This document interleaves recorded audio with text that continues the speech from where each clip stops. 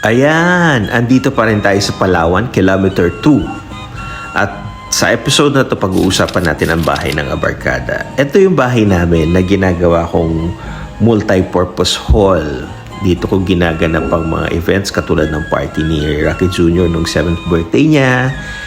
Dito ko rin ni-entertain ng mga kaibigang dumadalaw na merong ibang pakay sa pagpunta sa Palawan pero mas ginugusto nila mag-party sa rooftop ng casa dahil malaya silang nakakagalaw. Meron ding mga kaibigan na pumunta para magbigay ng workshop. Yung Rotary Club namin dito rin nagpa-party minsan. At the same time, dito rin nagkakaroon ng mga tutorial ng mga kuyunon dances. Multi-purpose talaga itong rooftop na to kung ano-ano. But for the past years, hindi ko siya masyadong natutukan. Minsan lang merong pop-up gallery. Minsan merong mga OJT kami from the university, and then I do talks and show my film here also. Basta maraming ginagawa dito. But for the past years, medyo hindi ko siya natutukan masyado, and I think it's time to revive it. Welcome volunteers again to do their art. Kami yung mga subject. Basta open na ulit ang Casa Nieves soon. Para sa lahat-lahat na gusto maging abarkada. Diba? Okay. Go. Panood ka. Wag mo tignan na.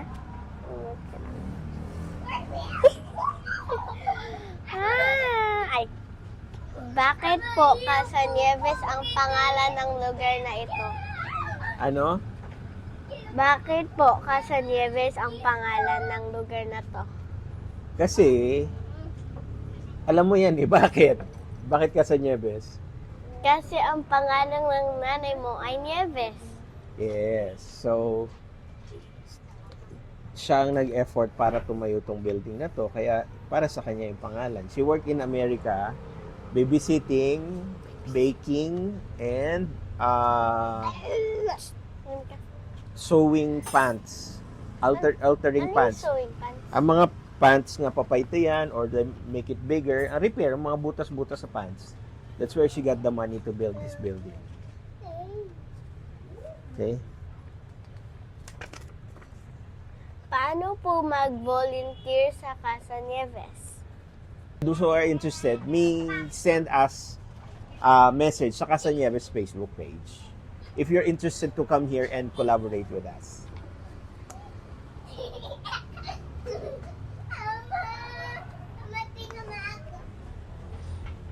Okay. Ano po ang aabangan ng mga manonood ng Abarkada? Okay, so okay. Okay, so ang Abarkada ay hindi lang siya itong show na to. Kumbaga, ito ay isa lang sa mga show. So, ang Abarkada, ang buong objective niya ay maging app para na nagtuturo ng Filipino language and culture for all ages. So, mula bata hanggang matatanda na gusto pang matuto mag-Tagalog. Dati kasi, pag gusto mong matuto mag-Tagalog, magbabasa ka ng comics. Yun ang tinuturo ng sa mga foreigner na gusto matuto mag-Tagalog. Magbabasa sila ng comics na Tagalog. Ngayon, wala ng Tagalog na comics. So, yun ang goal ng Abarkada, to be that tool for those who wants to learn the Filipino language and culture online, multi-platform. So, meron sa Facebook, sa Twitter, wala na palang Twitter, sa Instagram, sa TikTok, at sa YouTube. Okay. Ano po ang susunod na aabangan sa Casa Nieves? Yun, ang Casa Nieves will now be, we are in 2025, officially, siya na yung bahay ng Abarkada.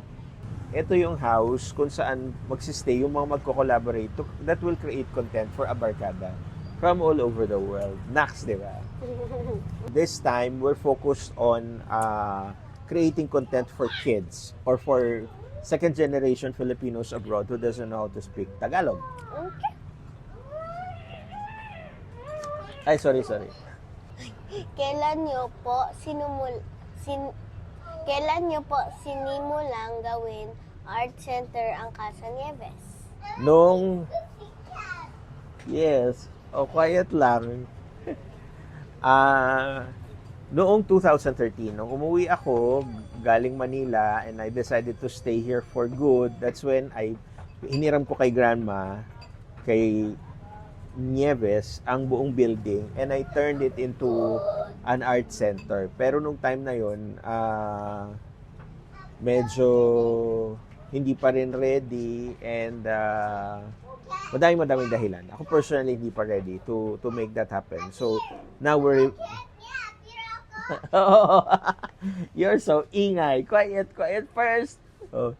So yan si Basti. Siya yung sister mo. Baka hindi mo alam. Hindi ko po yung kilala. Ilang artist na po ang nakapunta dito? Marami na. Merong mga artists from all over the world, iba-ibang art form, merong filmmakers, merong mga DJ, merong mga musicians, may mga painters. Locally, meron din mga painters, may mga totoong artista. Sila Judy Ann Santos, napunta na dito. Si Ryan Agoncillo. Quiet lang. So, sila Dong Abay na mga iba naman yung genre ng music. So, madami-dami na. Meron ng national artist na napunta dito. Alam mo kung ano yung national artist? It means they specialize their whole life sa art form na pinili nila. So, si Tony Mabesa, who's now a national artist for theater, was once in Casanieves. Ito naman, tanong sa walang papel. Ano yung first na naging tindahan dito? Ang first na naging tindahan dito, yung Johnny Sari-Sari Store. Sari-Sari Store ni Grandma at saka ni Grandpa yun dito. Pagbalik nila galing Amerika noong 2006, nagtayo sila ng Sari-Sari Store dito sa space na to mismo, na binabantayan nila everyday. Si Grandpa yung taga-bili, taga-hatid sa bangko ng pera, si Grandma yung taga-bantay. But they were much stronger back then. Ay, sorry. Sabi nyo, ang Casanieves ay magiging bahay ng abarkada. Paano po? Okay, so it means yung mga stores dito, from now on, we will try to shoot content here. Para hindi na tayo mag-location, para pagkatapos ng klase mo, we can shoot here. Eh ikaw, mas tight yung schedule mo kasi si Chichi homeschooled. So, si Chichi will be the one to go here and shoot sa mga stalls dito, sa barbershop. You can try to learn how to cut hair or you can try to make... Makakakalbo na ako ng tao doon. Ano po ang susunod nyong pelikula? Basta ang next na movie ko will definitely be for kids. Lahat ng pelikulang gagawin ko ay under na ng abarkada. It means pambata siya, nagtuturo ng wikang Pilipino at kulturang Pilipino for all ages. Pero generally, it's a general patronage movie from here on in the tradition of my first film, which is Pluning. So it's just that, now defining it with the branding ng abarkada. Sino man gusto mong makasama mag-content dito sa Casanieves? If I'll give you 4 people to invite or 5 vloggers to invite. Ang unang-una po, one of my classmates or teacher. Okay. At yung second po, mostly po yung mga nagpapanood ng abarkada kapag nanonood. At mga tita ko, pinsan. Isa pa. Okay. Ang artista lang po ay si Tita Julian. Si Tita Judian? Naku, lagot. Oo. Sige, try natin pakiusapan na magbakasyon sa ulit dito.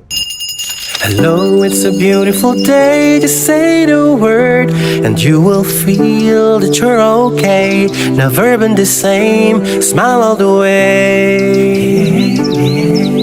Hello, it's a beautiful day. Let's make it worth and make somebody feel okay. Never been the same. Smile all the way. We all want to be seen.